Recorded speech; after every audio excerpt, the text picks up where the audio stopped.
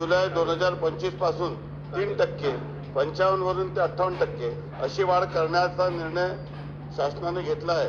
February 2026 पासून सदर महागाई भत्ता रोखीने तर जुलै 2025 ते 2025 या कालावधीत थकबाकी गुढीपाडवा निमित्ताने मार्च 2026 या महिन्यात प्रदान करण्यात येईल।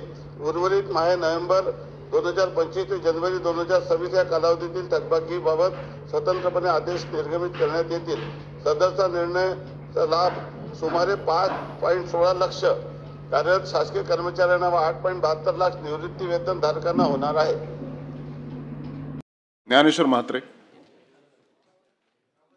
सभापती महोदय, हा वारंवार प्रश्न आम्ही दर अधिवेशनामध्ये उपस्थित करत असतो आणि बीओलोचं काम साहेब हे एक दिवसाचं 2 दिवसाचं नसून वर्षानुवर्षे आमच्या शिक्षकांना काम करावं लागतं आणि त्याकरता शिक्षकांना कंटिन्यू बाहेर लागतं आणि त्यामुळे विद्यार्थ्यांचं फार मोठ्या प्रमाणामध्ये शैक्षणिक नुकसान होत आहे।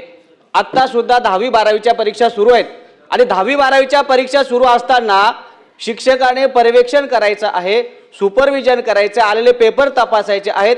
दुसऱ्या बाजूला तहसील खात्याकडनं किंवा जबाबदार अधिकाऱ्याकडनं शिक्षकांना नोटीस दिलेत की तुम्ही जर ही ड्युटी स्वीकारली नाही तर तुमच्यावर गुन्हा दाखल करतो। सभापती महोदय, शिक्षकांनी मुलांचं परीक्षेचं कामकाज पाहायचं की ते कामकाज पाहायचं?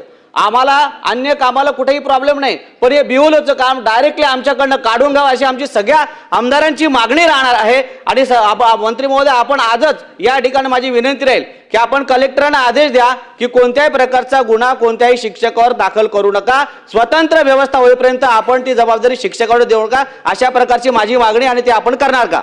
मंत्री महोदय। सन्मान्य सदस्य म्हात्रे साहेबांनी उपस्थित केलेला प्रश्न अतिशय महत्त्वाचा आहे।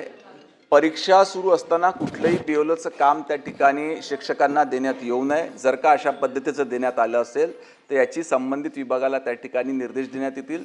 त्याच पद्धतीनं आपलं दुसरं काय म्हणतो नाही, गुन्हा दाखल तर होणारच नाही। जेव्हा परीक्षा सुरू आहे तेव्हा बीओलोचं काम देण्याचं प्रश्नच त्या ठिकाणी उठत नाही। दुसरी आपली जी मागणी आहे की सर्व आमदारांची मागणी आहे की बीओलोचं काम हे परमनंट शिक्षकांकडून त्या ठिकाणी काढून घेणार, या संदर्भात सर्व शिक्षक आमदारांसोबत एक बैठक लावून त्या ठिकाणी उचित निर्णय घेण्यात येईल।